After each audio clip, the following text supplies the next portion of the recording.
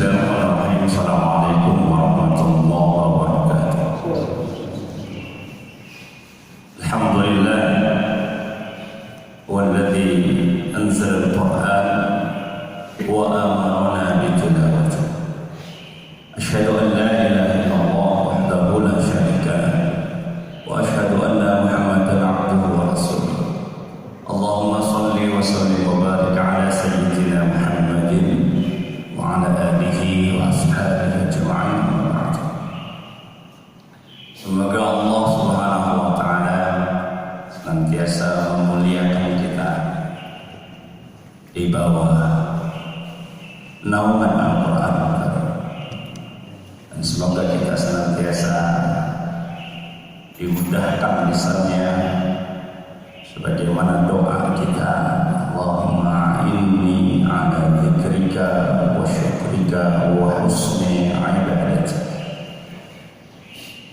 Ya Allah, a'inni, tolonglah saya, a'inna, tolonglah kami, ala dzikrika, agar senantiasa mampu mengingatmu, wa husni ibadatik, dan mudah-mudahan kami juga dimampukan untuk senantiasa memperbaiki ibadah-ibadah kami terhadap Engkau. Itulah doa kita. Insyaallah mudah-mudahan apa yang kita munajatkan seperti nama masjid kita ini, Al-Munajat, semoga dikabulkan oleh Allah Subhanahu wa taala. Amin ya rabbal alamin. Bapak Ibu rahimakumullah, ini adalah sesi terakhir daripada sesi Al-Quran untuk kecerdasan dan kesehatan. Kali ini kita akan membahas tentang metode ataupun bagaimana sih caranya supaya Al-Quran ini benar-benar dapat menjadi stimulasi untuk kesehatan dan kecerdasan. Karena ada banyak orang yang bertanya, kenapa si fulan sudah baca Quran tapi tidak berubah juga? Kenapa si fulan sudah baca Quran tapi tidak sehat-sehat juga? Nah, itu pertanyaan-pertanyaan yang politik. Ya, kenapa si fulan sudah baca Quran tapi masih bloon juga? Nah, ini pertanyaan-pertanyaan yang terus bergulir. Nah, Bapak Ibu rahimakumullah, kita mengingat kembali tentang 5 hal yang oleh Ibnu Qayyim Al-Jauzi mengapa Al-Quran itu tidak memberikan efek positif kepada kita. Yang pertama adalah dhu'ful iman, karena lemahnya iman. Ya, maka perlu perbaiki iman. Maka tasdid iman itu penting. Ya, kita harus senantiasa memperbaiki keimanan kita, karena memang iman ini yazid wa yanqus. Karena iman ini kadang naik, kadang turun. Bi ayyi syai'in yazid wa bi ayyi syai'in yanqus. Dengan apa dia bertambah dan dengan apa ia berkurang? Yazid, dia bertambah dengan zikrillah, yazid bi taqwallah, dengan takwa kepada Allah, dengan zikir kepada Allah, maka dia bertambah. Apa zikir kepada Allah? Ada kalimat yang paling indah yang sering kita dengar, afdhalul dzikri fa'lam annahu la ilaha illallah. Itu yang pertama. Perbanyak kalimat la ilaha illallah, perbanyak kalimat la ilaha illallah. Mudah-mudahan kita itu di akhir itu ada kalimat yang sederhana yang sering dibacakan juga. Biasanya sering dibaca kalau imam melafazkan zikir itu, ya. La ilaha illallah Muhammadur Rasulullah sallallahu alaihi wasallam. Kalimatul haq. Ini adalah kalimat yang hak. Yang dengan kalimat ini orang mati. Wa biha yub'ats, dibangkitkan dengan kalimat la ilaha illallah. Dengan kalimat ini yang disebut dengan ala bi dzikrillah tatma'innul qulub. Sering-seringlah berzikir mengingat Allah, mudah-mudahan hati kita akan ditenangkan oleh Allah. Wa bima yanqus, dengan apa dia berkurang? Yanqus bil ma'siyah. Dan iman ini terus berkurang kalau kita terus melakukan maksiat demi maksiat. Kita harus mewaspada dengan maksiat ini, Bapak Ibu. Karena na'udzubillah min dzalik, jangan sampai kita diwafatkan oleh Allah Subhanahu wa taala dalam keadaan bermaksiat. Na'udzubillah tsumma na'udzubillah min dzalik. Nah, itu yang pertama, itu dhu'ful iman. Yang kedua, sebagaimana yang kita pahami adalah lahul dzunub wa lam yastaghfir. Dia punya dosa tapi tidak mau banyak beristighfar, tidak mau banyak minta ampun. Ini adalah langkah-langkah. Jadi kalau orang mau olahraga, namanya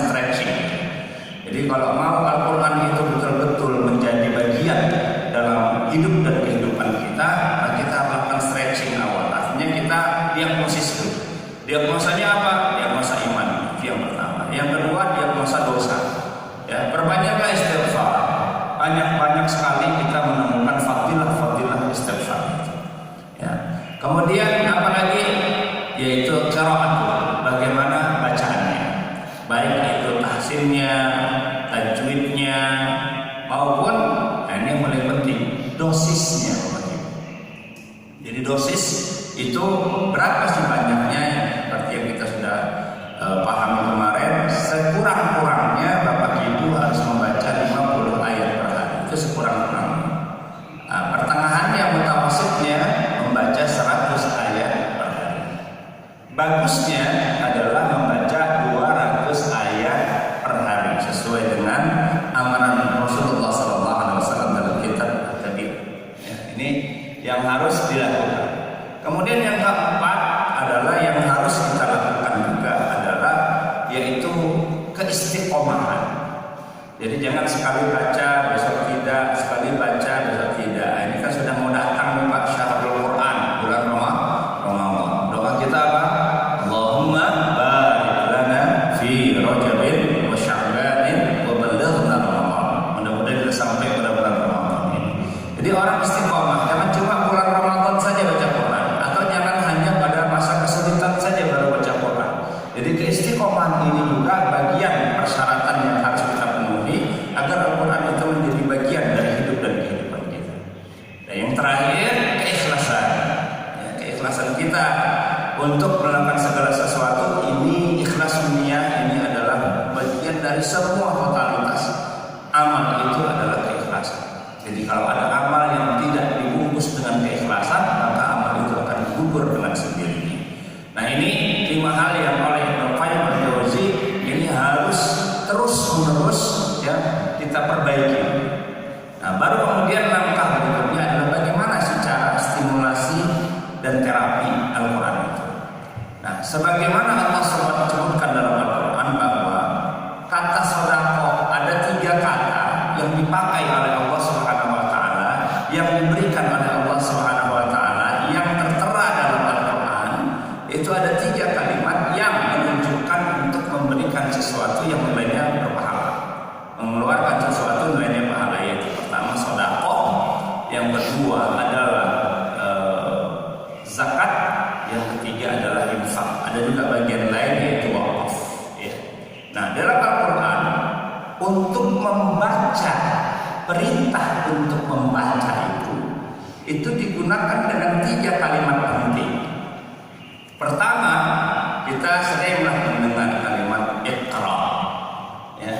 Iqra kitabaka fa bi nafsikal yawma 'alaika hasiba. Sering itu kita baca. Kalimat Iqra bismi rabbikal ladzi khalaq. Iqra. Jadi kalimat yang pertama, perintah untuk membaca Al-Quran itu adalah Iqra. Kemudian yang kedua, Allah menyebutkan dengan kalimat tartil. Sama artinya, bacalah. Warattilil Qur'ana tartila. Kemudian ada lagi satu kalimat yang punya perintah yang sama, yaitu perintah membaca, yaitu kalimat tilawah. Utlu ma uhiya ilaika minal kitab wa aqimus shalah innas salata tanha 'anil fahsya'i wal munkar. Ini ada 3 kata yang dipakai. Satu adalah Iqra, yang kedua adalah Rattil, yang ketiga adalah Utlu. Ada 3. Iqra, tartil, tilawah. Ada 3 kalimat. Pertanyaannya, kalau Allah memberikan satu makna dengan 3 istilah, apakah kemudian itu semuanya sama? Ya, maknanya sama, tapi fungsi dan maksudnya berbeda. Oke. Pertama, saya ingin bahas dulu masalah kalimat yang dipakai, yaitu kalau kita lihat rata-rata perintah membaca Al-Quran itu menggunakan lagi-lagi adalah fi'il amr, sama seperti perintah sholat. Dan kaidah menyebutkan bahwa al-aslu fil amri bil wujub. Asal dari satu perintah itu adalah wajib. Logikanya, kalau perintah dalam Al-Quran untuk membaca Al-Quran itu menggunakan fi'il amr, berarti kalau kita kaitkan dengan masalah hukum maqasid syariahnya, hukumnya berarti baca Quran itu hukumnya apa? Wajib. Wajib sebenarnya baca Quran itu wajib hukumnya. Dan berdosa orang yang tidak membaca Al-Quran. Tapi sayangnya ini juga jadi tekanan yang kuat seperti kita melihat makna wajibnya mendirikan sholat 5 waktu. Jadi baca Quran itu wajib. Nah, karena itu orang yang tidak membaca Al-Quran berdosa. Nah, maka paling tidak setiap orang baca Quran. Apakah setiap kita baca Quran? Insya Allah. Kapan itu? Pada saat sholat. Kapan itu? Al-Fatihah. Itu adalah bacaan dari Al-Quran, Ummul Quran. Ya, banyak nama-nama Al-Fatihah itu banyak sekali. Ya, nanti kita bahaslah masalah-masalah tentang status ataupun fadilah surah-surah dalam Al-Quran yang 114. Sepanjang urusannya. Ya, 114 Pak. Itu bisa panjang kita bahas masalah surah per surah, itu luar biasa. Fadilahnya saja itu luar biasa. Jadi yang pertama adalah kita bahas dulu tadi berarti membaca Al-Quran itu hukumnya wajib karena memang menggunakan fi'il amr ataupun kata kerja. Itu yang pertama. Kemudian yang kedua, kapan Allah menurunkan kata ataupun perintah Iqra ini? Kita tahu bahwa Iqra ini diturunkan dalam wahyu ataupun perintah pertama yang paling masyhur dalam Al-Quran itu yaitu surah Al-Alaq. Iqra bismi rabbikal ladzi khalaq. Sejarah membuktikan ketika ayat ini diturunkan, kita tahu bagaimana kondisi psikologis Rasulullah SAW. Bahwa pada posisi awal sekali Al-Quran diturunkan, status Rasulullah, kondisi psikologis Rasulullah adalah ummiyun, la ya'lamuna al-kitab. Rasulullah itu ummi. Ummi itu apa? Tidak bisa membaca dan tidak bisa menulis. Tadi saya sudah membacakan ayatnya dari surah Al-Baqarah. Awala ya'lamuna annallaha ya'lamu ma yusarruna wa ma yu'linun. Apakah mereka tidak tahu kalau Allah itu Maha mengetahui yang tersembunyi maupun yang nyata? Yusir wala yu'lin. Ya, nanti kita akan ketemu kata sirrun. Nah, apakah mereka tidak tahu? Wa minhum ummiyuna la ya'lamuna al-kitab. Jadi orang-orang bangsa Arab itu salah satu kenapa disebut dengan jahil itu ada dua kalimat. Ada yang ummiyun, ada yang jahilun. Kalau ummiyun nggak bisa baca, nggak bisa nulis, tapi masih mau menerima hidayah. Ummi, ya, masih mau diajarin. Nah, tapi kalau orang jahil ini Pak, udah tahu. Pertama orang yang sudah tahu, orang yang tidak tahu sama sekali. Kalau Imam Ghazali itu membaginya menjadi 4 kelompok. Yang pertama, ya, huwa la ya'lam annahu ya'lam. Dia tahu, dia tidak tahu bahwa dia tahu. Nah, itu tidak masalah. Ada orang yang tahu tapi tidak tahu. Ada yang tidak tahu tapi sebenarnya dia tahu. Ada orang yang tidak tahu tapi sebenarnya tahu. Ada orang yang tahu tapi sebenarnya tidak tahu. Nah, yang kedua ada orang yang bodoh tapi merasa pintar. Tapi ada orang yang pintar merasa bodoh. Nah, maka kalimat yang diturunkan ummi, Nabi itu tidak bisa baca, tidak bisa nulis. Ini membuktikan otentitas, ya. Ini membuktikan originalitas Al-Quran yang tidak dipengaruhi oleh kemampuan Nabi. Karena emang Nabi tidak bisa membaca, tidak bisa menulis. Nggak bisa baca, nggak bisa nulis. Dan ini menjadi bahan serangan kaum munafiqun, kaum kafirun. Mereka mengatakan, kok mau kalian mengangkat seorang nabi yang nggak bisa baca, nggak bisa nulis? Mereka lupa kapan status Rasulullah itu nggak bisa baca, nggak bisa nulis. Pada saat wahyu itu belum diturunkan kepada Rasulullah. Nah, maka kita lihat dalam sejarah dijelaskan bahwa ketika Jibril datang kepada Rasulullah, itu nyaris Jibril itu menyuruh Nabi supaya membaca. Apa? Kira-kira kalau kita ini sebagai seorang guru lah, ya, kemudian kita berhadapan dengan murid yang nggak bisa baca, nggak bisa nulis, terus kita paksa untuk baca. Kira-kira siapa yang paham, siapa yang nggak paham? Kalau bapak ibu jadi guru, terus berhadapan dengan murid yang belum bisa baca, belum bisa nulis, terus bapak ibu paksa dia baca atau nulis, kira-kira apa kejadiannya? Berkelahilah ibu sama murid. Iqra ya Muhammad, kata Jibril. Apa jawabannya? Ma ana biqari, saya nggak bisa baca. Iqra ya Muhammad, dan mulai lemas. Kalimat kedua, ma ana biqari. Ini kalau pakai bahasa lu gimana sih? Lu nggak bisa baca, lu suruh baca. Begitulah kira-kira. Ini benar gemes, ya, gemes. Jibril itu gemes sampai kemudian mendekap Nabi. Maka dalam apa? Kalau kita baca sirah Nabawi sampai sesak dada Nabi itu didekap. Sama Jibril. Ya Muhammad, dan lain-lain itu suara. Ya, tetap aja Rasul mengatakan, Rasul kan jujur, emang nggak bisa baca, nggak bisa nulis, memaksa. Mana biqari, saya tidak bisa baca. Jibril kemudian bingung nih, ini kan masalah alamat nih. Masih wahyu sama orang yang nggak bisa baca, nggak bisa nulis.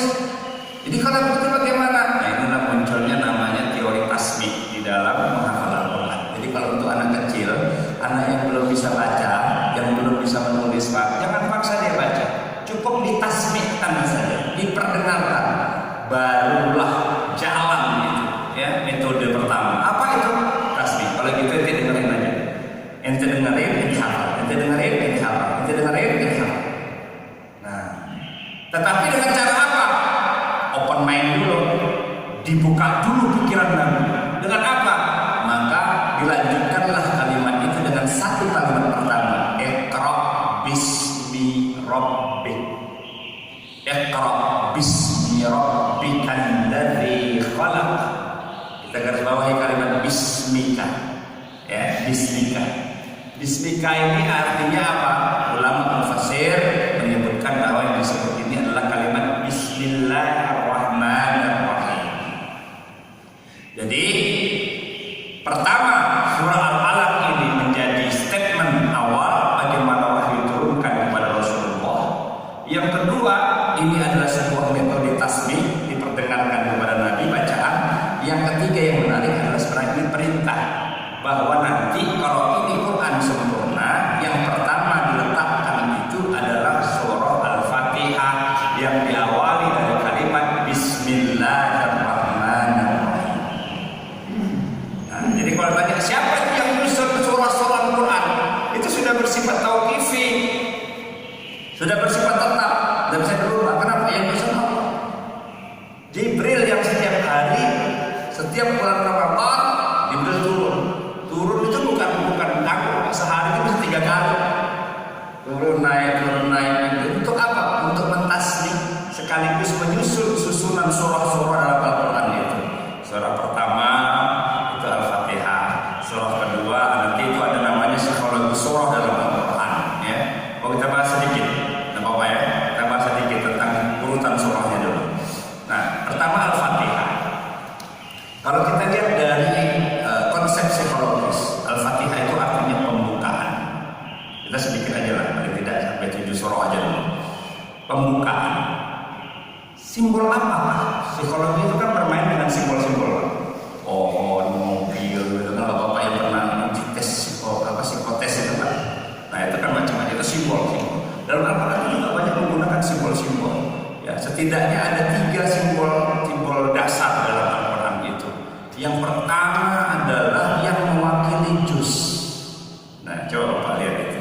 Juz itu bisa dibagi jadi 2. Satu dengan angka, yang kedua dengan kalimat awal dari juz itu. Misalnya kalau pertanyaannya, kalau juz 1 itu namanya juz apa ya? Nama dari juz 1 itu nama lainnya adalah juz alif lam mim. Bapak sering dengar nggak kalimat juz amma? Sering dengar. Kenapa disebut juz amma? Karena awal kata dari juz 30 itu adalah kalimat amma yatasa'u. Tapi sayang Pak, yang dibumikan, yang di-framing itu cuma juz amma doang. Coba ditanya, juz 1 apa? Oh alif lam mim. Juz 2. Nama lain dari juz 2, juz sayaqulu sufaha minan nas. Juz 3, juz tilkar rusul. Harus tahu. Juz 4, juz lan tanalu. Juz 5, nama lainnya apa? Juz wal muhsanat minan nisa. Juz 6, juz la yuhibbullahu al-jahra bisu. Ya. Juz 7, wa idza sami'u. Itu nama lain dari juz itu. Tapi sayangnya yang diiklankan seringkali hanya juz amma. Sehingga kalau ditanya nama-nama juz Pak, kayaknya harus hafal lagi masuk kelas Pak. Ya, ditanya nama juz Al-Qur'an selain kalimat juz 1 itu kan yang paling enteng Pak. Juz berapa? Juz 1. Juz berapa? Juz 2. Itu kan enteng. Coba hafal nama-nama juz dari juz 1 sampai juz 30. Yang kedua hafal pasti juz amma. Kenapa? Karena sering kita dengungkan. Kenapa kita nggak menemukan kalimat juz alif lam mim? Tidak kita dengungkan juz sayaqulu, tidak kita dengungkan juz tilka rusul, tidak kita dengungkan misalnya juz lan tanalu. Itu nama-nama juz. Ya, itu satu. Nah, Al-Fatihah itu artinya pembukaan. Itu simbol apa, Bapak? Simbol kelahiran umat manusia di alam semesta ini. Bapak boleh tanya sama dokter. Ada dokter anak semua? Ada dokter kandungan? Nah, oke. Bapak boleh tanya, atau yang sudah punya istri yang sudah melahirkan pasti tahu. Salah satu proses untuk supaya anak lahir, Pak, salah satu jalan lahirnya itu namanya opening. Dia harus mengalami pembukaan 1 sampai 10. Jadi kalau anak mau lahir, Pak, tapi kalau nggak keluar, Ustaz diapain? Operasi namanya, opening juga. Perutnya dibedah, dibuka juga. Nah, opening itu di dalam Al-Quran itu Al-Fatihah, pembukaan. Jadi ini nanti akan ada proses luar biasa. Al-Quran, surah-surah Al-Quran pun ternyata itu bisa membuat sebuah rumusan apa yang kita butuhkan dalam hidup kita. Itu luar biasa di surah-surah Al-Quran. Itu kalau mau dikembangkan lagi dipanjang, nggak habis. Mungkin Ramadan tahun depan baru habis. Ya. Luar biasanya kalau kita selami Al-Quran ini makin dalam diselami, makin dalam lagi. Nah, itu yang pertama kan. Kemudian yang kedua, jadi kan gini, kalau Bapak lihat itu yang pertama dibuka Al-Fatihah ditutup dengan waqtatan di surah An-Nas, yaitu surah tentang manusia. Kenapa kok tutupnya waktu surah tentang manusia? Bapak Ibu, seringkali orang yang merantau itu seringkali kalau sudah berhasil gitu, sudah sukses, itu kalimatnya itu pasti bilang begini orang tua kita zaman dulu tuh, aduh alhamdulillah kamu sudah menjadi orang, ya kan? Bapak tersinggung nggak dibilang gitu? Berarti selama ini apa? Bukan saya yang bilang monyetnya. Nah, wah kamu sudah jadi orang sekarang, itu maksudnya bukan kita itu dulu binatang, bukan. Tapi maksudnya apa? Maksudnya kamu sudah sukses sekarang.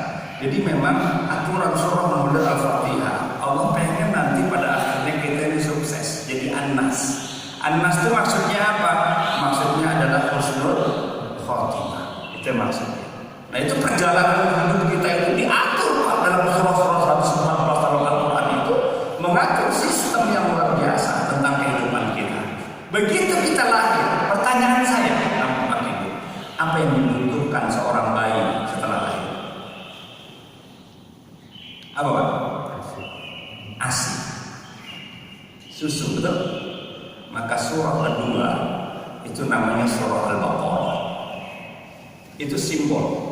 Al-Baqarah itu salah satu binatang yang menghasilkan susu. Maka dua, kalau sunnah dari Rasulullah itu adalah susu kambing. Tapi yang dalam Al-Quran susunya susu Al-Baqarah, susu sapi. Jadi pilihannya dua, susu kambing atau susu sapi. Pengganti susu cuman itu aja, tapi nggak bisa sejajar dengan yang namanya ASI. Tapi sekali lagi ini simbolik. Simbolik apa? Kebutuhan manusia setelah lahir adalah susu.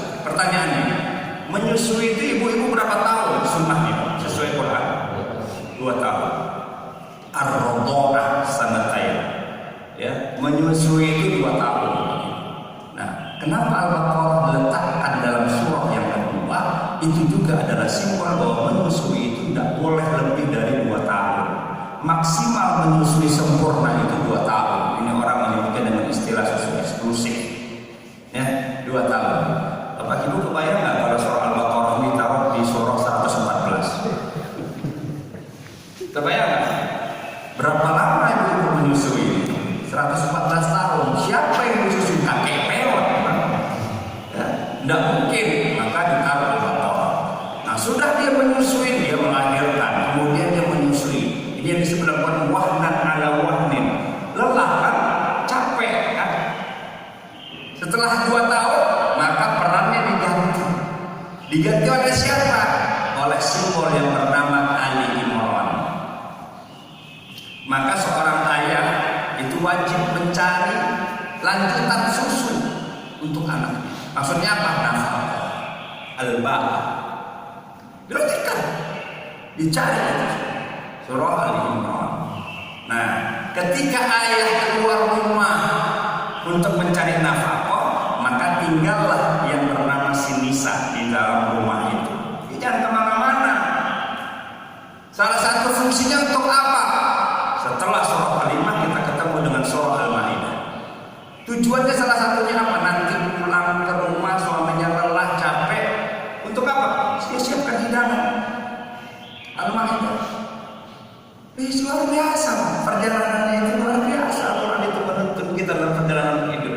Kalau kita melenceng dari aturan Allah ini baru simbolik daripada surah-surah dalam Al-Quran. Tahu Bapak Ibu nanti itu dapatnya apa itu? Ya. Dapatnya itu apa? Al-A'raf, seorang ibu yang melahirkan anak, ya, menyusui anaknya, lalu kemudian dia memberi hidangan untuk suaminya. Bayangkan luar biasa. Maka lihat orang ibu-ibu ini paling mudah sebenarnya. Maka dia dapat al-araf, dapat tempat tertinggi. Nah, nanti kita bicara al-araf, tempat tertinggi itu nanti apa namanya? Itu semuanya akan diarahkan oleh surah-surah dalam Al-Quran itu untuk menemukan bagaimana kita akan pada akhirnya mendapatkan kesuksesan atau an-nasr. Tapi nanti itu kita bahas. Kalau ada next nanti kita akan bahas. Sekarang kita lanjut dulu. Jadi surah kedua itu adalah surah Al-Baqarah. Itu adalah susunan yang luar biasa. Yang ingin saya sampaikan kepada Bapak Ibu bahwa kalimat Iqra dalam Al-Quran itu menunjukkan kita harus membaca segala hal. Membaca yang tersirat, membaca yang tersurat. Ya. Jadi nggak cukup. Makanya kata Allah dalam ya masyaallah jinni wal insi in istata'tum an tanfudhu min aqtaris samawati wal ardh fanfudhu la tanfudhuna illa bisultan. Itu kalimat apa saudara? Kata Allah, kamu bisa kuasai alam semesta. Caranya apa? Bisultan, dengan sebuah kekuatan. Ini yang kita sebut dengan kekuatan, inilah yang kita sebut dengan kekuatan ilmu pengetahuan. Ya, kekuatan sekarang rekayasa Masya Allah luar biasa. Rekayasa genetik. Nah, sekarang jangankan tumbuh-tumbuhan, binatang ini bisa direkayasa. Sekarang itu ada binatang namanya babiri. Tahu Bapak Ibu udah pernah dengar? Babiri itu. Babi biri-biri. Jadi moncongnya babi, tapi badannya kambing biri-biri. Jadi kalau Bapak nggak serius lihat wajahnya, cuma lihat dari belakang, wah ini kambing biri-biri. Pas sembelih mukanya muka babi. Nah itu sekarang sudah dibuat. Sekarang lebih gila lagi, Jepang sama Cina ini sedang membuat sebuah proyek raksasa. Untuk apa Pak?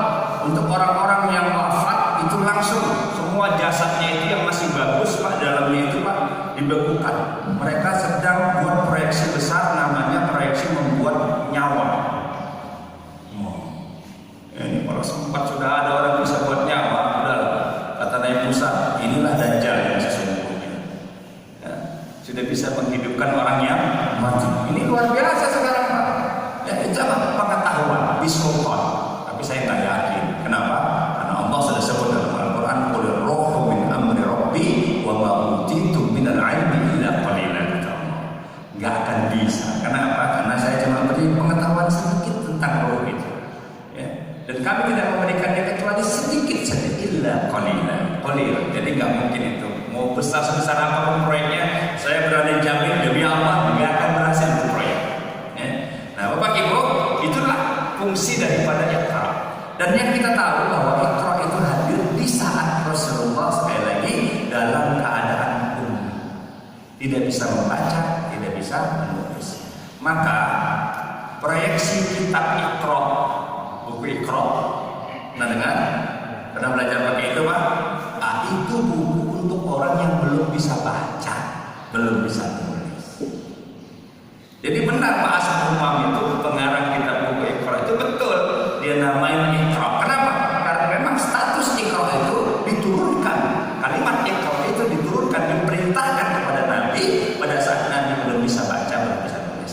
Tetapi begitu open mind, begitu Jibril mengatakan Iqra bismi rabbikal ladzi khalaq, ada kalimat yang di situ disimpan, yaitu kalimat Bismillahirrahmanirrahim. Makanya man lam yabda bi Bismillahirrahmanirrahim falyaqta. Jadi siapa saja yang melakukan sesuatu tapi tidak diawali dengan kalimat Bismillahirrahmanirrahim, maka terputus, dia tidak nyampe amalnya.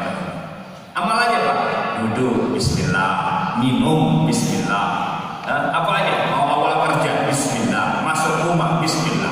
Jadi kalau Bapak Ibu hafal doa-doa dalam Hisnul Muslim atau kitab-kitab doa, kitab zikir dan lain-lain, udah cukup dengan satu kalimat saja, Bismillahirrahmanirrahim. Apa aja, mau berkaca tak hafal kita, Allahumma kama hasanta khalqi fahsin khuluqi, kita hafal doa itu tak apa. Tapi begitu dia mau kaca Bismillahirrahmanirrahim, itu sudah mewakili doa kita. Itu kalimat itu. Nah, ketika Nabi diajarkan kalimat itu, Bismillahirrahmanirrahim, sebut Bismillahirrahmanirrahim, terbukalah kebodohan itu tiba-tiba berubah menjadi sebuah kecerdasan yang luar biasa. Saya sudah kisahkan dua kecerdasan, dua nabi yang diceritakan Allah dalam Al-Quran punya kecerdasan yang luar biasa. Ya, yang pertama itu adalah Nabi Adam. Kalau nggak salah saya sudah bahas. Ya. Bagaimana Nabi Adam punya kecerdasan yang luar biasa? Wa 'allama Adam al-asma'a kullaha. Diajarkanlah semua ilmu pengetahuan oleh Allah kepada Nabi Adam. Nah, itulah proses ya bimbel pertama di alam semesta. Langsung diajarkan oleh Allah. Itu bimbel pertama dalam alam semesta. Jadi bimbel-bimbel yang ada ini sekarang itu bimbel isi ulang aja. Jadi bimbel perdananya itu di langit. Siapa yang buat mengeluarkan bimbel itu? Allah langsung. Kecerdasan Allah, dan kecerdasan itu ilmu yang pengetahuan yang dimiliki oleh Nabi Adam alaihissalam, itulah yang membuat iblis dan malaikat harus hormat, harus tunduk kepada Adam. Makanya orang berilmu itu diangkat oleh Allah Subhanahu wa taala.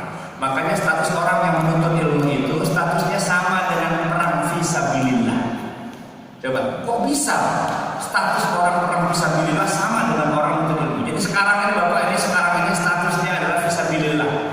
Kata Nabi, "Man kharaja fi talabi ilmi", siapa yang keluar dari rumahnya untuk menuntut ilmu, fa huwa fisabilillah, dia berada di jalan Allah hatta yarji, sampai dia pulang lagi ke rumah.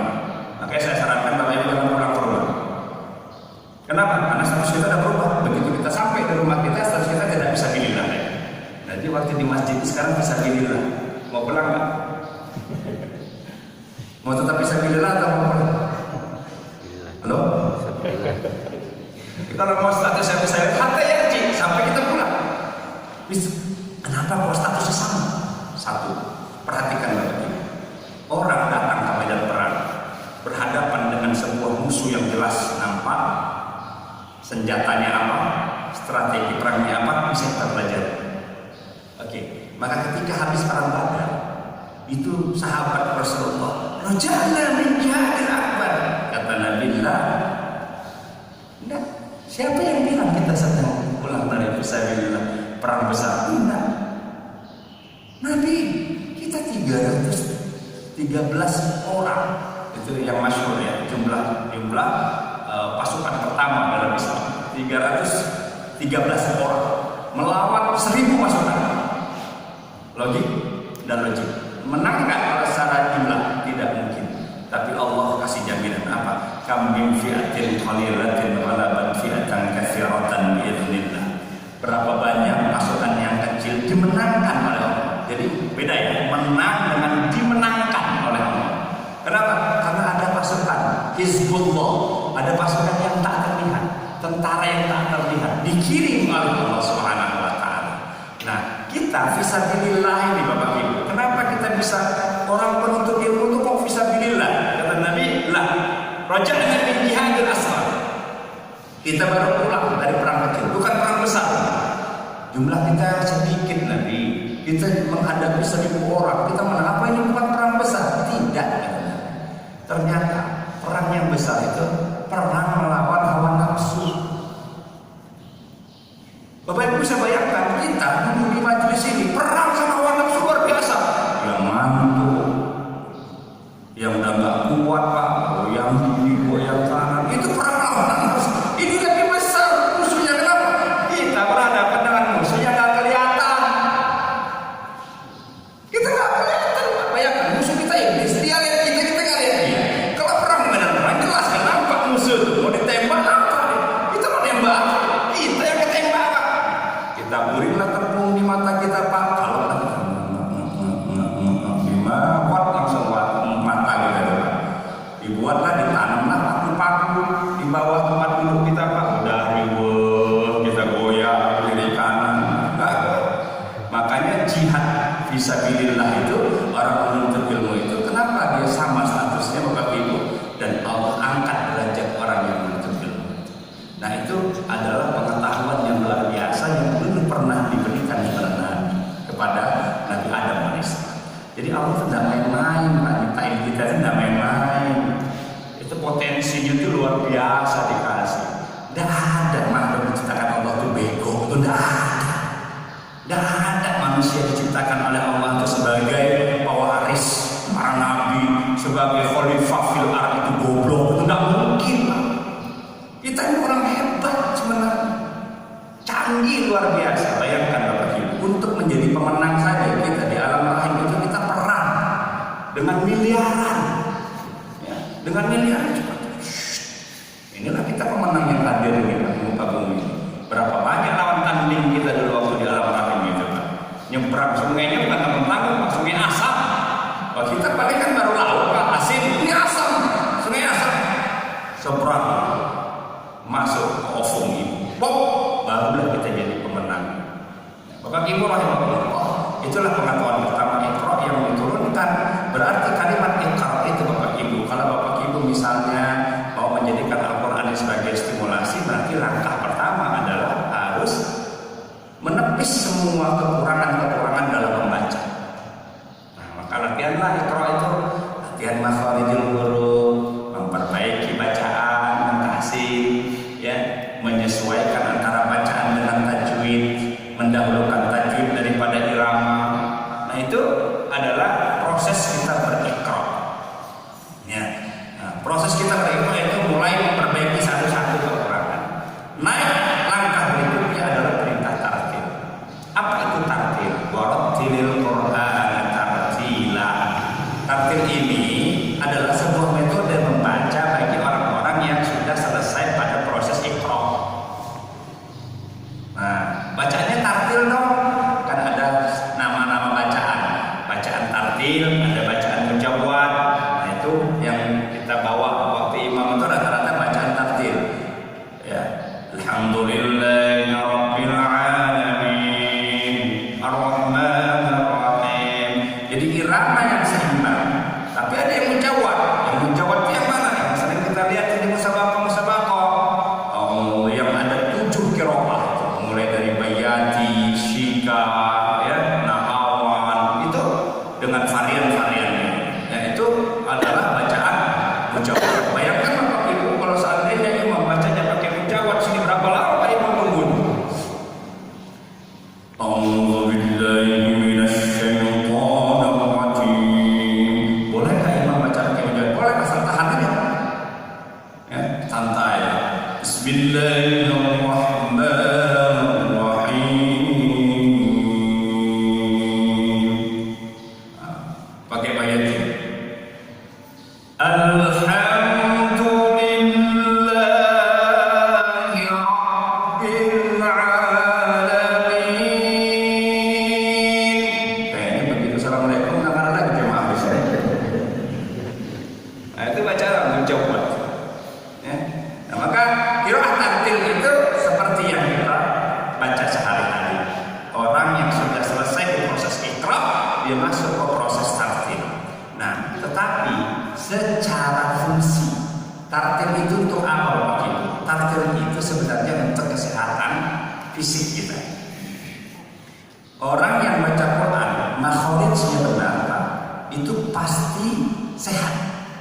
dijamin pasti sehat. Makanya baca tidak boleh sembarangan. Ya.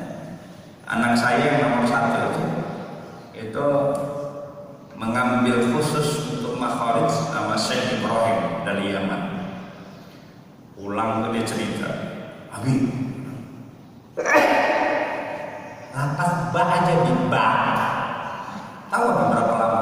2 hari. 2 hari cuma suruh ngucapin ba, kayak mau patah rahang. Itu cuma berubah gitu. Nah, anak saya sekarang sedang ngambil sanad berikutnya di Madura, ya, nomor 1. Tapi saya kalau dengar dia jadi imam kalah favorit saya. Itu fasohanya masya Allah, kerasa. Ya. Mudah-mudahan Ramadan nanti pada kesempatan Ramadan, mudah-mudahan beliau ada di sini. Nah, saya mau guru-gurunya lebih canggih lagi. Nah, salah satu gurunya itu ada Ustaz Arifin. Beliau sejajar dengan Syekh Sudes, dengan Syekh Mekah. Alhamdulillah orang Indonesia sudah ada yang menjadi imam Mekah sekarang dari Kalimantan. Bagus banget makharij.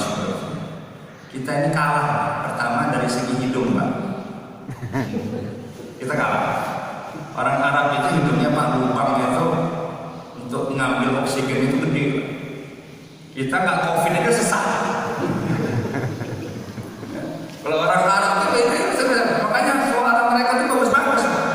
Ya, coba perhatikan gaya makan orang Arab itu, Pak. Enak-enak gitu, mau anak kecil mau orang besar. Saya secara struktur wajarlah kalau Allah mengatakan kami turunkan Al-Quran ini kepada dengan bahasa Arab kepada bangsa Arab. Karena memang yang cocok, Pak, yang paling cocok untuk mengucapkan itu dengan fasih itu orang-orang Arab. Karena memang bahasa mereka, bahasa ibunya. Nah, jadi itu.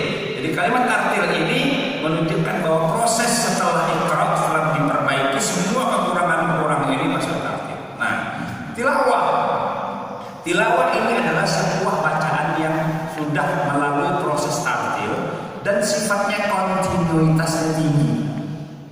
Jadi orang tilawah itu Bapak Ibu itu sudah luar biasa prosesnya.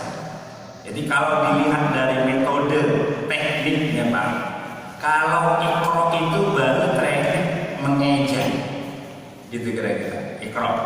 Kalau tartil ini sudah proses membaca, ya, atau kalau kita lihat membaca itu bin nazar, ya, dengan melihat atau kelihatan, dengan terdengar atau mendengar. Nah, sedangkan proses tilawah ini adalah proses membaca tingkat tinggi. Gitu kira-kira. Kalau dia dianggap sebagai tingkatan level, maka level. Jadi kalau di dalam sedekah ini dia infak nih. Jadi masuk pada level infak. Level tertinggi dari sedekah itu infak. Ya. Karena bima ini yang gede. Selain ini ikhlas ada gede. Nah, ini enggak kan kita alasan kita yang penting kan ikhlas. Biar dikit aja pelit aja dibungkus sama ikhlas. Ya. Nah, maka tilawah ini adalah proses membaca tingkat tinggi. Artinya apa? Seseorang sudah mengalami sebuah proses istiqomah dan proses yang luar biasa.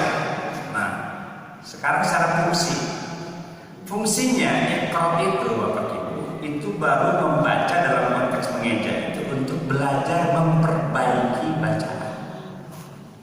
Kalau tartil itu proses kita bertahsil. Sedangkan tilawah ini adalah proses membaca lahir batin. Jadi bukan sekedar lisan, tapi ngedep ke dalam. Begitu. Bahkan kalau kita mau merujuk, di situ ada 2 kalimat yang terus terjadi pertentangan di antara para alim ulama. Apakah hukum membaca Al-Quran zihar dan di dalam hati? Ya. Ada hadis Nabi menyebutkan begini. Al-jahru fi qiraatihi kajahri sadaqatihi. Orang yang membaca Al-Quran dengan suara zihar atau suara keras itu diumpamakan oleh Rasulullah seperti ia sedang menampakkan sedekahnya. Jadi kalau kita baca suara keras, lihat sampai kiri kanan kita, Pak. Ada orang sholat nggak? Kalau ada orang sholat, Pak, suruh turunin itu suara. Jangan kencang-kencang. Kenapa? Karena Nabi pernah menegur orang yang baca syaratlah Nabi supaya dia kecilkan suaranya, jangan sampai didengar oleh orang yang sholat. Kenapa? Takut orang yang sholat ini confuse bacaannya, Pak. Ya, hati-hati. Ya, misalnya kita membaca surah At-Tin, ya, Wat-Tini waz-Zaitun wa Turi Sinin wa hadzal baladil amin laqad khalaqnal insana fi ahsani taqwim thumma radadnahu asfala safilin illa alladhina amanu wa 'amilus solihati falahum ajrun ghairu mamnun. Itu ada kalimat yang mirip, Pak, dengan kalimat lahum ajrun ghairu mamnun. Habis itu dilanjut pula ke kalimatnya. Kalau udah aktif dia naik ke mutafifin. Nah, itu waspada, Pak. Itu sebabnya kita jangan mengeraskan suara di samping orang yang sedang sholat, karena di samping bisa mengganggu konsentrasi dia, yang lebih parah lagi bisa mengganggu bacaan dia. Ya. Nah, itu. Jadi kata Nabi apa? Kecilkan suara. Nah, yang kedua kalimat Nabi apa? As-sirru fi qiraatihi. Orang yang membaca, ini kata sir tadi ya, fi qiraatihi. Sir itu apa sih? Ulama berbeda pendapat dengan kata sir. Sir, ulama kata bisautin qalil, dengan suara yang sedikit, berarti lirih. Ya, sir. Ada yang mengatakan sir itu adalah artinya maknanya rahasia. Dan tempat yang bisa menyimpan rahasia itu di mana? Di hati. Dan di tempat penyimpanan rahasia paling aman dalam hati. Yang tahu cuma kita sama Allah saja. Jadi berarti kasirru sadaqati. Orang yang baca Quran dengan suara lirih atau orang yang baca Quran di dalam hati itu sama seperti ia sedang menyembunyikan sedekahnya. Artinya apa? Dua-dua boleh. Itu maksudnya. Nah, yang jadi pertentangan ini adalah masalah kata sir. Ya, sir ini. Kalau dia dipertentangkan berarti sebenarnya dua-duanya boleh. Sebenarnya semua jalan aja, Pak. Kenapa? Bapak nanti bisa bedakan, bisa praktek di rumah. Kalau Bapak membaca Quran dengan suara yang keras, jelas, itu mudah lelah. Kenapa? Karena energinya keluar. Energinya keluar. Tetapi kalau membaca Quran dengan suara lirih atau membaca Al-Quran dengan di dalam hati, tapi ingat catatannya, Pak, ya. Ini tilawah ini sudah melalui proses iqra, sudah melalui proses tartil. Jadi jangan langsung loncat ke tilawah, Bapak. Ya, proses ini harus dilalui dulu, artinya memperbaiki bacaan itu sebuah hal yang harus dilakukan. Gitu. Nah, maka proses ini membaca lirih dengan suara lirih atau di dalam hati ini fungsinya luar biasa. Satu, dia menjadi fungsi zikronya muncul, fungsi zikirnya muncul. Jadi ada namanya zikirnya, zikir zahar, ada namanya zikir khafi. Para ulama tasawuf mengatakan zikir khafi itu adalah zikir di level tertinggi. Nah, sama tilawah itu adalah fungsi tertinggi. Maka orang membaca Quran dengan suara lirih atau baca Quran dalam hati itu orangnya sudah level tinggi. Jadi kalau Bapak Ibu lihat di Mekah, orang pegang Quran tapi nggak ada keluar suaranya. Pernah lihat? Yang sering umroh, sering haji, nggak ada keluar suaranya. Nah, itu mereka sudah menggunakan tilawah. Itu berarti Bapak udahlah, usul aja lah, ya. Ini pasti orang level tinggi semua. Nah, datang ke Indonesia, alhamdulillah, ini lah level baru nih. Pemain baru, suaranya paling keras, buat orang semua noleh dia, Pak. Saking gede, udah gede salah. Wah, itu jadi bahan senyuman sama orang-orang Arab. Ya. Nah, ini level tertinggi. Nah, di dalam stimulasi kesehatan dan kecerdasan, kita coba menganalisis beberapa metode yang kita sebut dengan si tartil. Jadi simai, tartil, dan tilawah. Namanya si tartil. Simai itu adalah sebuah metode yang kalau kita dengarkan dengan baik-baik Al-Quran itu, wa idza quri'al Quran fastami'u lahu wa ansitu la'allakum turhamun. Sayangnya kita setiap ada orang baca Quran, kita nggak mau serius dengar. Mana saya dapat kiriman video, itu orang Nasrani, orang beragama Kristiani, tiba-tiba menitiskan air mata hanya mendengarkan lantunan suara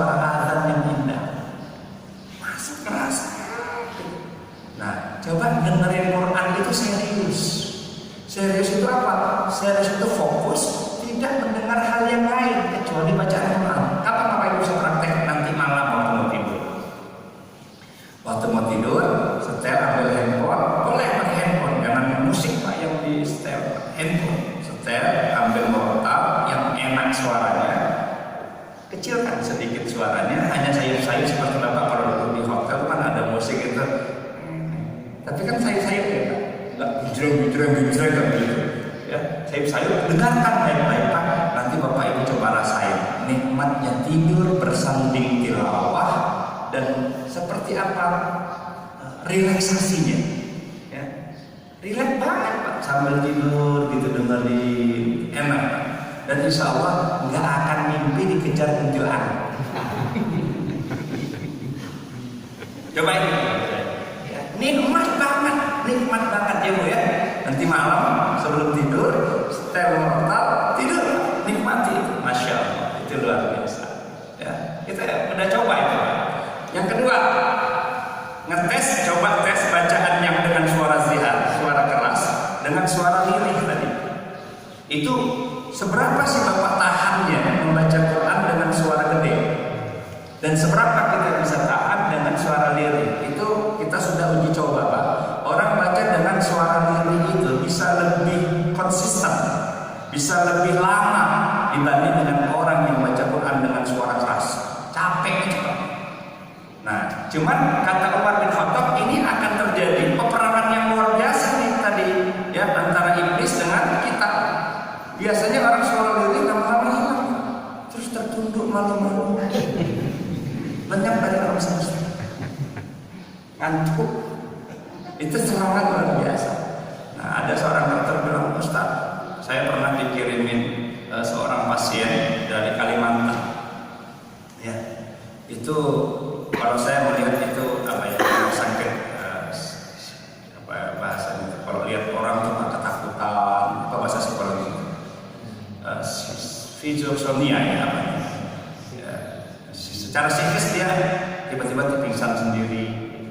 Dia kalau ketemu gini keramaian, berdiri gini nggak sanggup Pak. Begitu nengok Bapak pingsan langsung. Bukan karena takut, tapi emang kondisi psikologisnya sangat lemah. Malam tuh nggak bisa tidur Pak. Nah, terus karena sudah terus bergulir dikasih obat, si dokter ini takut pasien sakit ginjal. Nah, dokter ini salah satu alumni training kita juga. Jadi yang ikut training kita ini rata-rata banyak yang dokter Pak, suster, ya perawat, itu banyak yang ikut kita. Dia bilang begitu, usia ibu ini sudah rentan. Kalau saya kasih obat lagi, saya khawatir ginjal yang kena. Nah, saya sarankan ibu, berani nggak berangkat ke Bandung? Hah? Dari Kalimantan ke Bandung? Saya bagaimana caranya? Gampang Bu, ibu pergi sama suami, ibu pakai tutup mata, karena ada dikasih tutup mata tidur. Tutup mata aja, jangan lihat apa-apa. Karena ibu kan nggak bisa naik pesawat, nggak bisa lihat orang ramai nggak bisa. Ya sudah, angkat. Akhirnya sampai ke Bandung Pak. Dia cerita begini-begini, saya bilang, Bu, obat tidur itu gampang. Saya bilang, apa itu? Baca Quran banyak-banyak. Saya jamin 3 ayat dengan mual. Nggak percaya kalau Bapak Rafi? Diam baca 3 ayat Pak. Jadi kalau ada orang susah tidur Pak, nggak usah repot, ambil wudu, baca Quran, insya Allah ngantuk. Kenapa? Karena dibantu sama iblis Pak, cepet. Percaya Pak, cobain, nggak percaya. Jadi kalau ada orang Bapak mau minum kopi apa aja, jenis merek apa aja Pak, ambil wudu ngaji Pak, nggak mempan tuh kopi Pak. Cobain nggak percaya. Nah, jadi memang itu disetel Allah. Ketika kita membaca Quran dengan benar, akan terjadi sebuah apa yang disebut dengan relaksasi. Jadi kenikmatan yang luar biasa itu, yang membuat kita menjadi nikmat, kita jadi rileks. Jadi tidur kita pun paling enak. Orang tidur sebelum tidur tuh baca Quran Pak, enak tenang Pak tidurnya, enak banget, nyenyak banget. Ya, saking nyenyaknya itu 2 kemungkinan. Kemungkinan pertama itu udah mimpi apapun, rileks saja, ya, tenang gitu. Yang kedua, kalau mimpi Pak, itu minimal tuh ketemu orang soleh, roh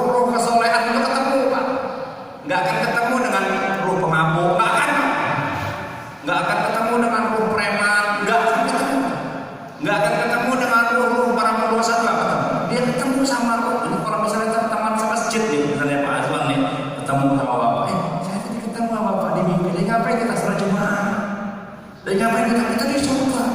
Istri bapak 4, saya lapar. Di surga boleh, bebas di surga. Ibu-ibu juga nggak bisa protes di surga, percaya, tenang aja. Nanti bilang aja sama bapak mau istri 4 apa 8, gampang. Kejar surga, insya Allah seberapa yang bapak mau dapat. Begitu gampang, ya Bu ya. Jadi itu akan ketemu, Pak. Jadi akan tersetel secara otomatis energi positif dari kesolehan kita itu ketemu. Ya, makanya orang-orang soleh ini kita ketemu. Kalau sering ke masjid kita ketemu. Nah, Pak Ibrahim Rahimahullah, ini hal yang luar biasa yang harusnya kita bisa dapatkan itu. Jadi tes sendiri Bapak. Nah, yang saya mau tekankan bagaimana stimulasi Al-Quran untuk kesehatan.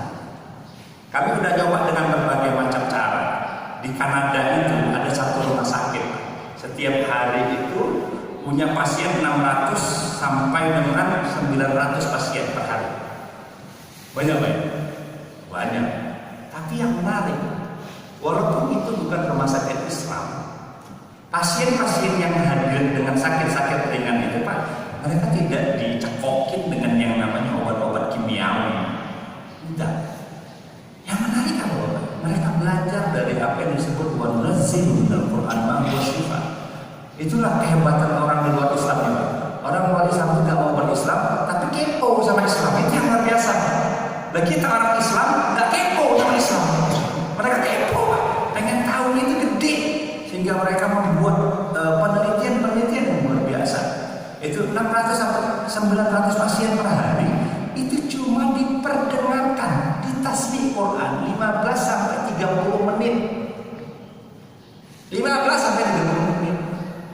Diperdengarkan Quran, diperdengarkan. Itu katanya orang-orang stres. Ini hasil penelitian ilmiah. Orang-orang yang tingkat stresnya sampai 100% itu begitu diperdengarkan itu 68% langsung drastis turun. Orang stres karena ternyata penyakit itu diawali dengan stres. Ya, saya lihat saya kemarin tadi malam maghrib itu saya pas kena itu pas kita sedang belanja dicariin ada masjid, cari masjid besar. Saya heran, kaget. Itu jemaahnya nggak ada tanda-tanda ini Pak. Ini kosongin, nggak ada. Rapat semua. Dari awal COVID Pak. Saya bilang ini orang hebat betul. Saya bilang katanya kami ini cuma tahu yang namanya mati urusan Allah. Cuma jadi Pak. Dia nggak kenal. Nggak takut COVID. COVID itu apa Pak? Memang kita nggak perlu kenal sebenarnya dengan istilah COVID nih Pak. Jadi kayak ditakut-takutin, tapi mereka enggak. Saya juga enggak batas ini enggak ini enggak. Di sini enggak ada. Semua rapat.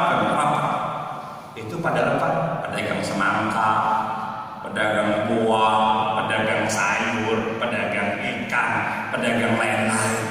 Kata pedagang ikan bilang, Pak nggak takut COVID. COVID-nya takut Pak sama apa? Bau amis ikan kami. Nggak takut dia Pak. Saya lihat hebat ini. Dari pertama Pak COVID kan nggak ada, kami nggak ada bisa sini. Polisi pun diperlapat tuh. Rapat semua itu. Nggak ada yang pecah-pecah. Berani nggak di sini? Mananya aja Pak. Berani Pak apa? Pak Azul nggak berani pecat saya dari KM. Tapi itu luar biasa saya pikir Pak. Nah, untuk kesehatan ini kita udah tes. Nah di Kanada itu Bapak cuma diperdengarkan Al-Quran.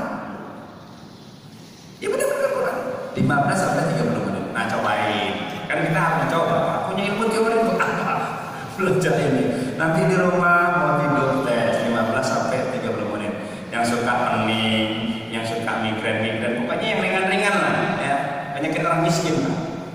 Ya, penyakit orang miskin migrain, ya, mencret, itu penyakit miskin Pak. Tapi penyakit orang kaya itu Pak, diabetes, jantung, itu penyakit orang kaya. Ya, jadi ternyata setelah distimulasi Pak, mereka sembuh. Hebatnya Pak dengan Al-Quran, maaf ya, bukan obat kimiawi. Bukan obat kimiawi. Saya juga pernah ketemu dengan dokter dari Filipina.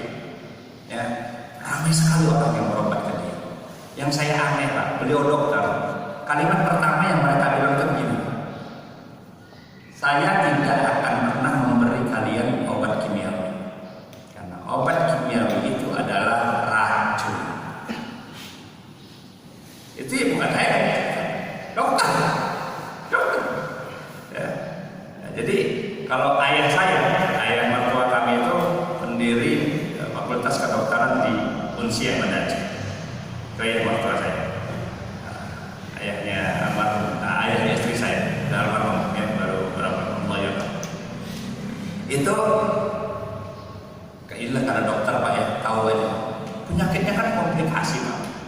kalau minum obat itu, saya wah itu kayak bintang pelangi Pak, obatnya warna-warni. Dan itu satu mangkok. Ini obat apa ya? Terus dia bilang, ini bukan obat, ini baterai.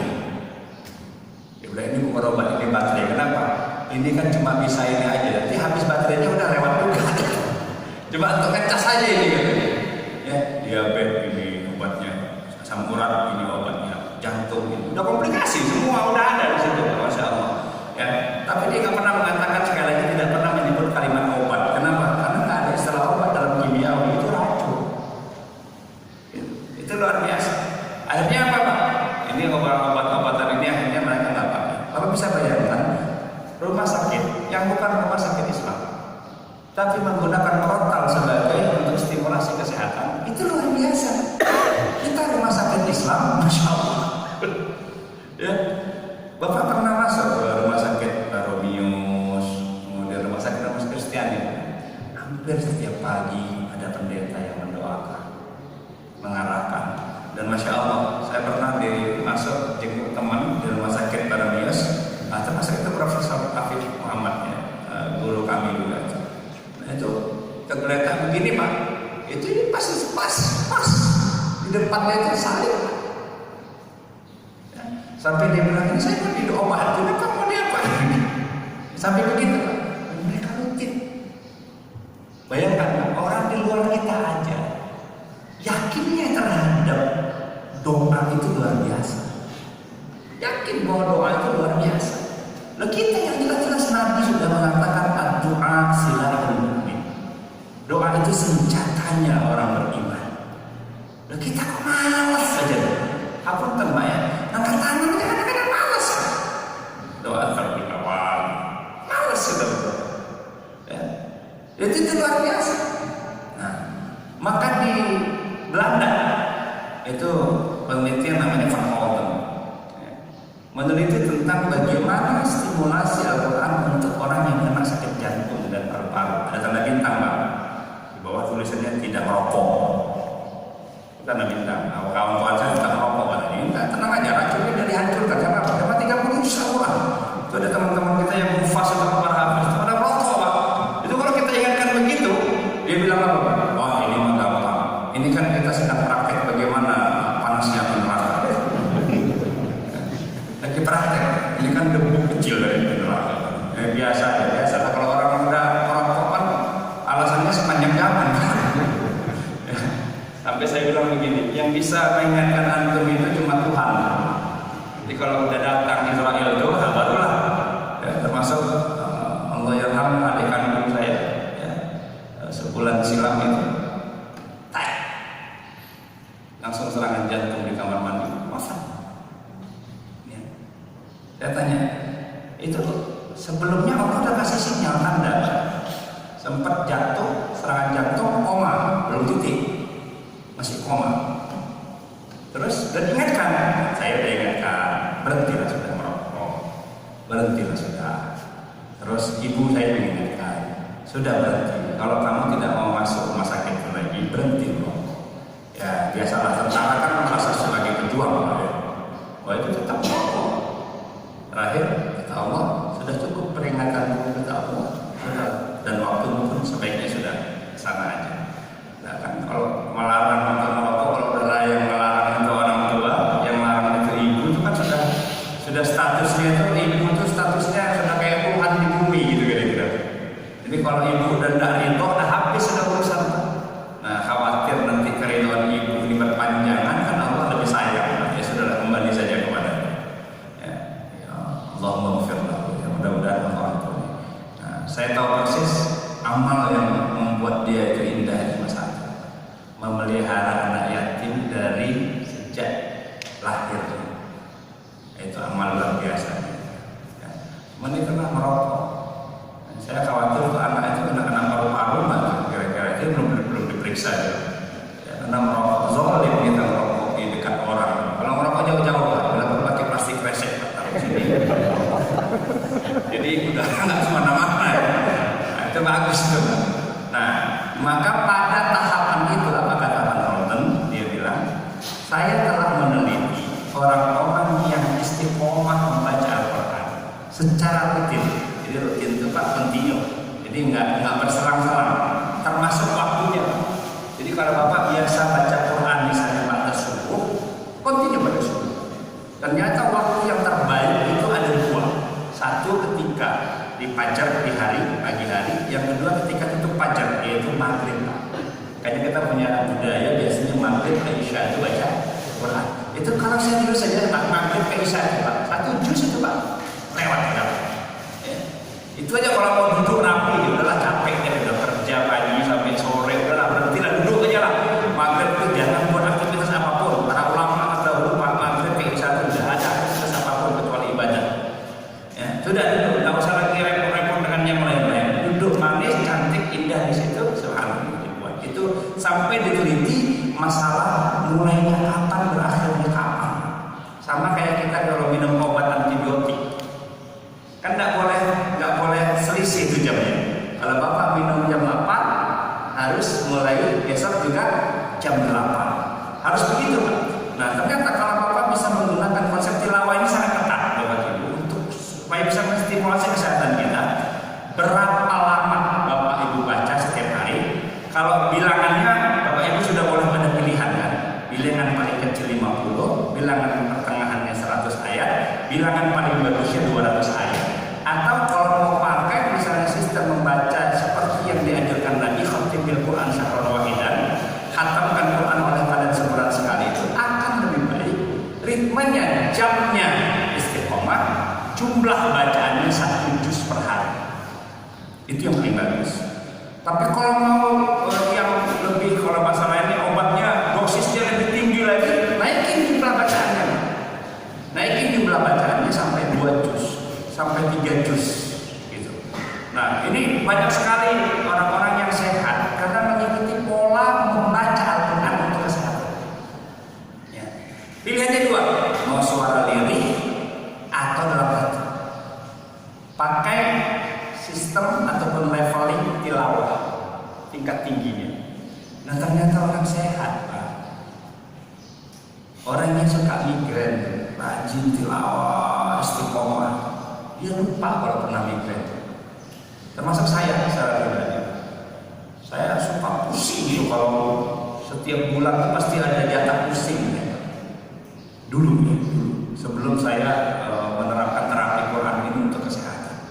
Tapi alhamdulillah sampai detik dan saat ini kayaknya saya sudah berapa puluh tahun gitu, pusing itu sedikit dan sebentar. Sekarang nggak pernah lagi setiap bulan, nyaris tidak pernah pusing lagi.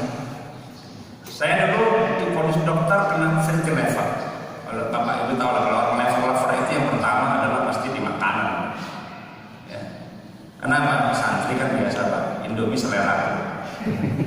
Nah, itu santri. Kami dulu tuh makan tuh nggak pakai aturan, nggak tahu ilmu kesehatan.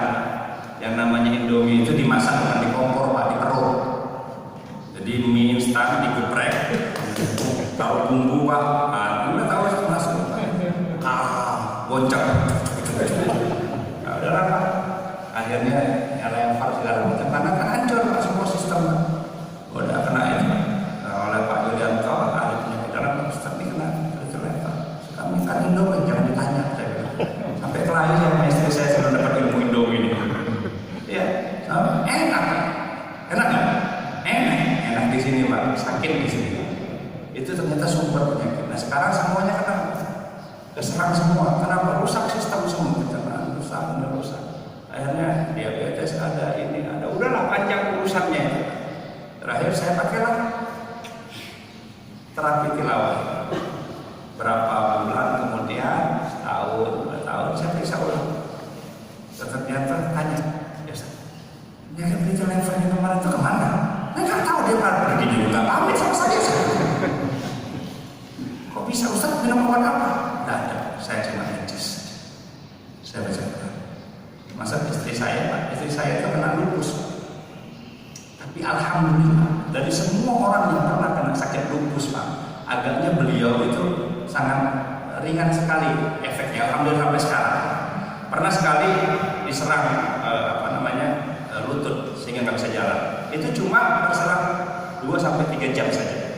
Jadi 2 jam diam, beliau diam, ambil wudhu, saya suruh terapi. Kita udah sama-sama tahu lah ya, udah sakit itu terapi. 2-3 jam aja, kulit merah-merah biasa, tapi alhamdulillah sekarang rambutnya nggak rontok. Nah kemudian datang ke dokter Gunawan ke rumah sakit rumah sakit Bandung. Datang jumpa sama dokter Gunawan spesialis lupus. Begitu lihat, ngapain Bu? Saya disarankan untuk ambil karena saya kena lupus. Diperiksa Pak, vitamin B-nya 0, nggak ada. Dan itu kurang cahaya dan lain sebagainya. Jadi masalah salah juga Pak, dikasih cahaya memang boleh. Jadi serba salah.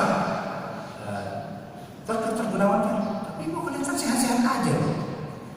Dia tanya, apa obatnya Bu? Coba Ibu ceritakan. Cerita. Saya kalau udah kumat, saya tahu ini, saya udah mau kumat ini. Maka saya cepat ambil wudhu, kemudian saya baca Quran sampai selelah-lelahnya saya, sampai saya tertidur.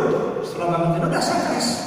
Kata dokter Gunawan itu bilang begini, sudah Bu, saya gak akan kasih obat yang Ibu buat itu adalah obat the giant, obat paling raksasanya. Ya, alhamdulillah dokter Gunawan ini Muslim Pak, orang soleh juga. Dia bilang sudahlah, itu aja lah pakai Bu. Saya lebih percaya sama itu daripada yang saya kasih sama pasien saya. Emang ini pasien Ibu sampai Ibu nih udah botak kepalanya, yang ini udah hancur kulitnya, ini orang-orang lah baca Quran Ibu. Gitu. Jadi ternyata memang Masya Allah luar biasa, itu jadi obat yang sangat mudah. Saya punya pasien juga yang kanker juga begitu Pak. Yang penyakit kanker ini diteliti oleh Institut Abdul Kahel dari Suriah. Dia mengambil sel kanker itu, kemudian dia perdengarkan dengan ayat-ayat Al-Quran. Sel kanker itu meledak dan mati. Yang menarik Bapak Ibu dari hasil penelitian Institut Abdul Kahel ini, ketika diperdengarkan ayat-ayat Al-Quran itu, yang dibunuh itu hanya sel kanker yang rusak saja. Yang baik tidak dibunuh Pak. Beda dengan kemoterapi. Kemoterapi itu semua yang bernama sel, karena kemoterapi ini tidak sekolah dia Pak. Oh ini sel, dihajar aja. Dia nggak peduli baik buruk nggak peduli, maka dia hancurkan aja. Itu namanya kemoterapi. Maka sampai sekarang kalau udah masuk di stadium 3, stadium 4 kanker Bapak Ibu, nggak ada yang bisa terselamatkan dengan kemoterapi. Tapi alhamdulillah beberapa teman-teman kita yang kanker stadium 3, stadium 4 begitu diterapi dengan Al-Quran, Masya Allah ya, sepanjang Israel belum datang, alhamdulillah Pak dia sehat walafiat. Kita punya Ibu Asniwanti di tembilahan beliau, Masya Allah, sakitnya komplikasi. Sebulan itu dia bisa mengeluarkan uang 100 juta hanya untuk pengobatan dia. Yang lutut bengkak, kepala yang nggak tahu atau bilang apa lagi Pak. Maksudnya dia sampai bilang begini, saya ini dokter ya, kok anestesi, tapi kok saya yang sakit, kok saya yang pasiennya, gitu. Tapi akhirnya begitu. Yo, akhirnya ikut training kita, saya ceritakan dengan Bapak Ibu. Alhamdulillah, sekarang dia tidak buka prakteknya sampai dia sudah membaca minimal 1 juz Al-Quran baru dia buka praktek. Dan sekarang pasiennya udah ngerti Pak. Ibu mana? Ibu lagi terapi. Diam aja itu Pak. Sekarang pasiennya sengaja Pak di ruang tunggunya itu ditaruh Al-Quran. Sehingga pasien yang nunggu dia pun jadi ikutan baca Quran. Satu lagi ada Dr. Samsul di Medan, Sumatera Utara. Itu juga begitu Pak. Jadi kalau ada pasien lagi sakit, terbaring rumah sakit, terus dia lihat banyak korban situ, pada ngobrol, main SMS, main lagi makin Israel Pak. Gimana? Ya, Pak. Kalian ini menunggu dia, harusnya kita doakan kasih obat, jangan obat saya gitu. Gimana caranya obat dok? Itu Quran, ambil kalian, ambil dulu, baca, doakan nih pasien. Didoakan, akhirnya di tempat dia praktek Pak, sekarang orang pada baca Quran. Yang menarik orang Cina Bapak Ibu, dia cerita sama saya begini, Ustaz, orang Cina tuh panggil siapa? Dokter Ustaz. Kenapa? Karena kami pun orang Cina, itu disuruh berdoa dulu, baru kemudian dia baik. Ada satu kasus, kalau kasus katanya kalau kita mau anestesi, mau bius Pak, yang paling sakit itu di tulang ekor. Itu sakit luar biasa. Tapi alhamdulillah saya usaha untuk saya akan menyuntik dia setelah saya baca Quran 1 juz. Nah, akhirnya dia kuat. Dia baca, dia suntik. Itu orang Cina sama sekali nggak ngerasa sakit apapun kecuali seperti digigit semut saja. Dan tiba-tiba dia bilang udah selesai. Hah? Nggak sakit dong? Jadi dia iklan nih, ini dokter ini lah sekarang laris manis di Medan, walaupun dia sudah pensiun Pak, karena orang-orang Cina itu melihat dia satu-satunya dokter yang kalau dia membius Pak nggak kerasa sakitnya, udah selesai biusnya. Dan banyak sekali kisah-kisah inspiratif dari beliau itu tentang bagaimana beliau mengamalkan stimulasi Al-Quran ini, terapi Al-Quran ini, yang kemudian membuat orang-orang itu akhirnya pada ikutan membaca Al-Quran. Jadi media dakwah. Nah ini mudah-mudahan Bapak Ibu sepulang dari tempat ini praktek Pak, ya praktek. Tapi sekarang minimal sudah biasanya kalau iblis itu salah satu tipuannya ya, dibisikannya taksok, ntar aja besok. Tiba-tiba kita kaget, Israel selesai. Ya? Nah itu akhirnya tipuan yang paling indah dari iblis itu adalah ntar aja besok. Pak ingat nih kalimat saya ya, jadi bukan saya iblisnya nih. Ya? Jadi kalimat yang paling indah dibisikin oleh iblis itu adalah sebentar aja besok. Jadi setiap kita membuat kebaikan, 70.000 iblis itu akan menebarkan semua pasukannya itu supaya Bapak Ibu gagal membuat amal soleh. Ya, nah jadi harapan saya mudah-mudahan ini mulailah beramal minimal stretching dulu, ya stretching dulu. Yang belum bagus bacaan, perbaiki bacaan. Terus kasih stretching lah, baru nanti sampai kita pada mudah-mudahan Ramadan nanti kita sampai pada level tilawah. Kalau orang sampai level tilawah keren, seperti Imam Syafi'i, bulan Ramadan itu khatamnya 60 kali. 60 kali itu 60 kali. Kapan makan, kapan minum. Orang puasa ngapain makan minum? Orang puasa. Dia makan gak minum ya. Masya Allah luar biasa. Nah, coba praktek Pak, ada etikaf kita. Nggak usah nunggu etikaf di malam 10 Pak. Ya, jangan nunggu malam 10. Satu Ramadan etikaf terus belum berhenti semua kerjaan dulu. Gak bakalan Bapak jatuh miskin gara-gara etikaf 1 bulan Ramadan. Demi Allah. Gak bakalan. Ya, kalau mampu, walaupun kan kejaran kita ini orang-orang Indonesia ini keren Pak. Yang ngejar Lailatul Qadar itu Bapak Ibu Masya Allah. Betul-betul Lailatul Qadar. Ya, kejaran itu 10 Ramadan dan itu dipilih Pak. Yang ganjil-ganjil saja. Dipilih nanti kalau malam genap ya datang Pak. Malam ganjil datang. Terus ada pengumuman alhamdulillah malam 27 udah Lailatul Qadar. Udah datang lagi Pak. Ya itu luar biasanya beramal kita itu beramalnya masih transaksional ya, transaksional. Jadi kita pengennya transaksi sama Allah. Padahal itu udah dibeli kok, nggak boleh lagi transaksi, dibeli sama Allah. Inna Allah ashtara minal mu'minina amwalahum wa anfusahum bi anna lahumul jannah. Allah sudah beli itu semua kita. Ngapain transaksi lagi? Kalau udah dibeli nggak boleh transaksi lagi. Karena sudah dibeli kita dengan surga oleh Allah Subhanahu wa taala. Amin ya rabbal alamin. Nah, ini Bapak Ibu, mudah-mudahan ini menjadi akhir dari pembahasan kita tentang teori, metode dan stimulasi dan terapi Al-Quran untuk kecerdasan dan kesehatan. Ini panjang rupanya, benar lewat jam 6. Masih ada 5 menit mau nanya? Udah lapar Pak ya? Lapar, haus sudah menggoda. Ya, ada pertanyaan Bapak Ibu? Cukup. Ada? Cukup? Ini udah nanti udah sarapan ya. Jadi itulah perang antara hawa nafsu tadi Pak ya. Baik Bapak Ibu, mudah-mudahan ini manfaat. Kita selalu mohon kepada Allah Subhanahu wa taala dengan doa kita. Allahumma 'allimna 'ilman yanfa'una wanfa'na bima 'allamtana warzuqna 'ilman nafi'an warzuqna fahman nabiyyin wa hifdzal mursalin wa ilhamal malaikatil muqarrabin bi rahmatika ya arhamar rahimin. Allahumma inna na'udzubika min 'ilmin la yanfa' wa qalbin la yakhsha wa du'a'in la yasma' wa nafsin la tashba' innaka 'ala kulli shay'in qadir. Sallallahu alaihi wa sallam sayyidina Muhammadin wa ala alihi wa sahbihi wa barik wa sallam ajma'in. Subhana rabbika rabbil izzati amma yasifun wa salamun alal mursalin walhamdulillahi rabbil alamin. Subhanakallahumma wa bihamdika asyhadu an la ilaha illa anta astaghfiruka wa atubu ilaik. Allahumma shalli ala